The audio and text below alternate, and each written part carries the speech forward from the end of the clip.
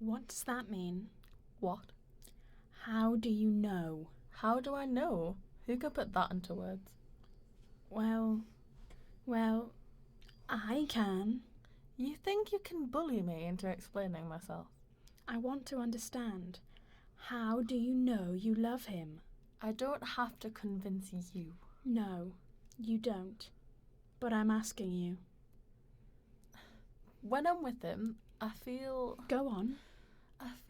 Say it. All right, I'll say it. I feel as if I'm capable of anything. Capable? Yes, of doing something, of being something.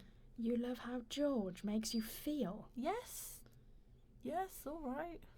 That's not love. That's love. That's child love. You feel young. Yes, I feel young. I am young. You think that's love? And I do the same for him. With me, he wants to do things, to do great things. So you invest him with greatness. My, if you'd come along a little earlier, he could have won a Nobel Prize. I facilitate his greatness. Yes, I know I do. The love of reciprocal flattery. Well, at least it's reciprocal. What a brutal little thing you are. I always considered you very dignified, Anna. Dignity's your thing, isn't it? It's the older woman's singular advantage. You don't want to lose that. What are you so frightened of? Nothing. I'm not frightened of anything. You're terrified you might lose something. What? Certainty? What happened to you? What does that mean? What calamity happened to you that you must bring calamity to others? What made you predatory? I don't need to be predatory. Your husband has not felt love, real sexual love, for you for years. That's not... You said yourself. I did not. I have it on tape, Anna. That's right. You taped me. You taped me because I was useful to you. So what if I did? You have a genuine talent for pragmatism, don't you, Claudia? What's talent without pragmatism? You ought to be an expert on that. When are women like you going to understand that men don't desire martyrs? They want women who want things for themselves. I suppose you'll be putting George on your CV. Well, he's been on yours long enough. I never realised how savage you were.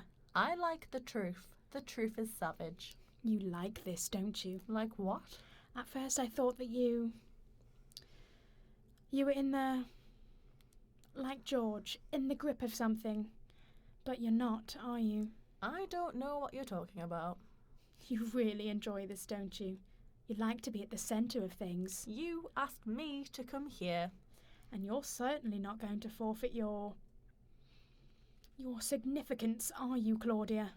The difference between us, Anna, is that I don't intend giving up anything for anyone. And that makes you feel very proud, doesn't it? Why shouldn't it? Look at me. Look at all I might become. Wouldn't you wish that for yourself? You could have been a great writer, Anna. You could have been up there if you'd been more like me. So I should admire you, is that it? Your husband and I have been fallen in love, but you and I are still on some level greater allies than he and I. We are allies. You're a passionate woman. I know that. And you're a writer. All around us there are systems to keep us unrealised. Softly, we make a child wild from the cliffs.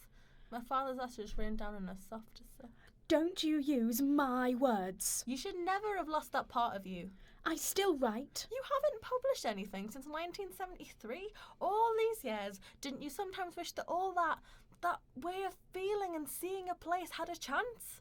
Didn't it wear await you that lesser talents had their faces in the literary pages while you basted the racks of lamb and looked over George's work? That you never felt the warmth of being thought great by others?